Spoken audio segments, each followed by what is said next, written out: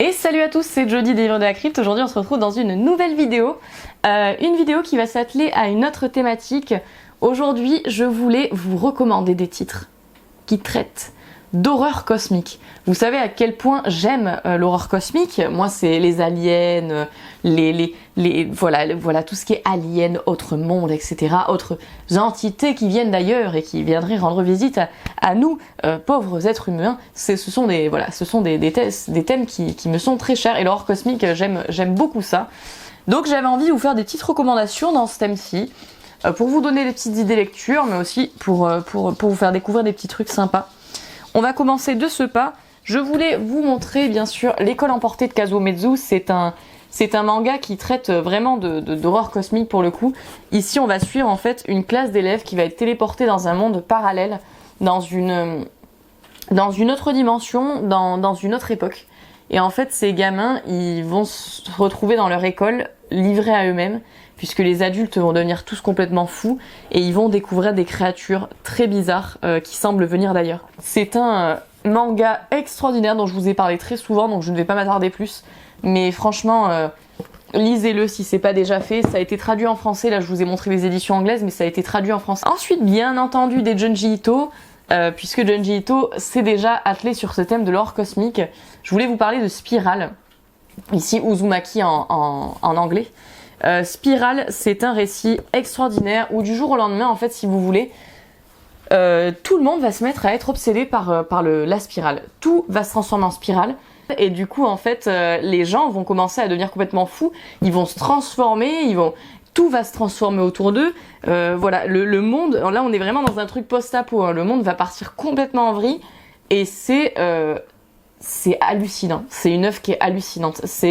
C'est l'une des meilleures œuvres de Junji Ito. C'est prodigieux, c'est hallucinant, c'est terrifiant aussi. Donc si vous n'avez pas lu encore Spiral de Junji Ito, je vous le conseille. Je voulais vous parler aussi de Sensor, là aussi du même mangaka, qui va s'atteler vraiment là sur de l'horreur cosmique, puisqu'en fait on va suivre une jeune femme qui randonne seule au pied du mont Sangoku, parmi des tourbillons de filaments volcaniques aux reflets d'or, et elle fait une étrange rencontre. Un homme aux propos décousus l'attend au détour d'un chemin et insiste pour qu'elle l'accompagne jusqu'à son village où les habitants vouent un culte à l'ancien dieu Amagami. Et cette jeune femme, elle va jouer en fait un rôle très particulier. Voilà, c'est incroyable. Là, on est vraiment, là pour le coup, par contre, on est vraiment dans ce qu'on peut considérer d'horreur cosmique, hein. C'est très intéressant. Mais je vous en montre que deux, mais Junji Ito s'est attelé à ce thème dans pas mal de ses histoires et pas mal de ses mangas. Dans Remina, c'est le cas aussi. Enfin, il y a pas mal de récits dans lesquels en fait Junji Ito s'est attelé à ce thème de l'horreur cosmique et qui sont très intéressants. Là, je vous montre que ces deux, mais il y en a d'autres. Je voulais vous montrer, bien sûr, je vous les ai montrés plusieurs fois sur cette chaîne, mais pour ce thème de l'horreur cosmique, je ne pouvais pas passer outre. Les dossiers Cthulhu de James Lovegrove, qui sont juste absolument magnifiques. Voilà, ce sont des livres juste magnifiques, où en fait on va mélanger les mondes de Sherlock Holmes et de Lovecraft. Et Sherlock Holmes, en fait, il va se mettre à enquêter sur ces créatures très bizarres, sur ces cultistes, sur ce monde Lovecraftien. Voilà, jusqu'à, bien sûr, Cthulhu. C'était génial, c'est génial. C'est très perché pour les... Comment on appelle ça? Pour ceux qui vraiment sont très très pointilleux, très rigoureux et qui n'acceptent pas trop je vous l'ai déjà dit, mais les incartades en fait à l'univers de Lovecraft, je vous le conseille pas, parce que là vraiment on est dans un truc assez... là on est vraiment dans de la liberté, hein, si vous voulez. Il y a dû avoir des concessions de fait, hein, pour associer les deux mondes, mais c'est une trilogie que je vous conseille vraiment, que je vous ai présentée plusieurs fois sur cette chaîne, et que je vous conseille vraiment, puisque riche en action et très très intéressante. Voilà, moi j'ai adoré, je me suis éclatée à la lecture de cette trilogie, donc je ne peux que vous la conseiller. Ensuite, alors là je vous les montre.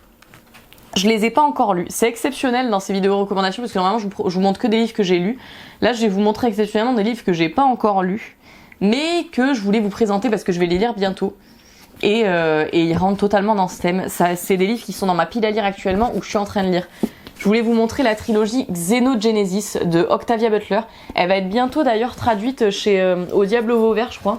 Et c'est une trilogie qui est juste extraordinaire, où Octavia Butler va nous parler d'extraterrestres, et notamment d'une femme qui en fait va se retrouver dans un endroit très particulier après que la Terre ait été détruite. Et elle se rend compte qu'elle est au milieu qu'elle est au milieu d'extraterrestres, voilà, et que son destin va être de repeupler la planète. Il paraît que c'est un récit assez horrifique, puisque là on dirait qu'on est dans une romance, hein, quand on regarde la couverture de mon livre.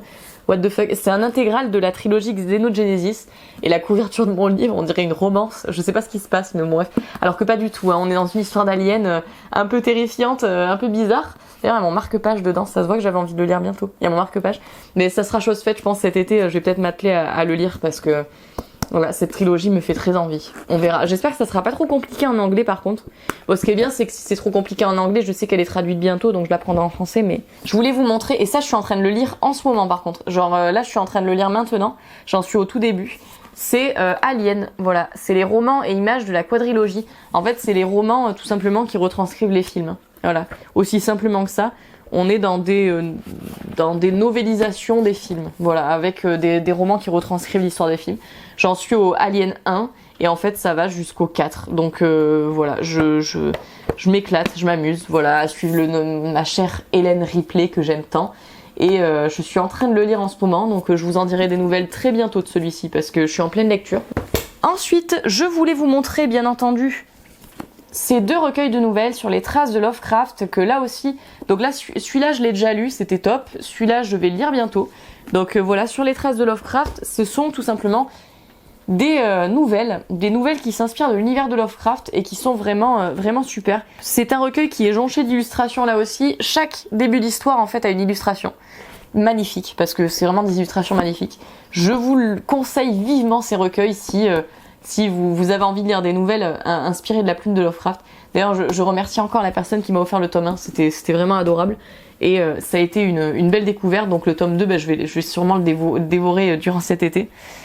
Bien sûr, évidemment, je voulais vous montrer aussi les mangas de Gutanabe, voilà, qui tout simplement reprennent les récits de Lovecraft, en fait. C'est magnifique, quoi, On n'est pas sur des dessins manga classiques, on est vraiment sur des trucs très très détaillés, très très stylisés. Donc les montagnes hallucinées, dans l'abîme du temps, nous avons l'appel de Cthulhu, nous avons le cauchemar d'Innsmouth que j'ai lu dernièrement, et il y en a d'autres que je n'ai pas encore. Mais franchement, ces mangas-là, je vous les ai déjà présentés sur cette chaîne, et je ne peux que vous les conseiller si vous avez envie, voilà, de bons mangas qui reprennent les récits de Lovecraft, parce que je sais que souvent vous êtes beaucoup à être un peu intimidé par la plume de Lovecraft et à pas forcément avoir envie de lire son œuvre. Ça peut être une bonne alternative. Je vous présente bien sûr là aussi, voilà, comment parler d'horreur cosmique sans bien sûr l'intégrale en fait des œuvres de Lovecraft. Donc là ici, l'intégrale des œuvres de Lovecraft aux éditions Bouquin que je m'étais procuré il y a un petit temps déjà. Le 3e tome, je me le suis procuré il y a très très peu de temps. Ces 2-là, je les avais depuis un moment. Comment passer à côté de Lovecraft si on présente de l'horreur cosmique, des recommandations d'horreur cosmique? Un peu difficile. Je vous l'ai déjà dit à plusieurs reprises, trigger warning, puisque Lovecraft avait parfois des réflexions un petit peu acides et ignobles. Voilà, des réflexions racistes très limites, voilà, dans certains de ses récits. Mais voilà, un auteur à découvrir pour connaître un petit peu son univers, qui est un univers tout de même assez fondateur et très intéressant dans le monde de l'horreur, quoi. Donc voilà, je vous le conseille. Ensuite, bien sûr, je vous en ai parlé il y a pas longtemps, La maison au bord du monde de William Hodgson. Ça a été un coup de cœur celui-là, mais un truc de fou.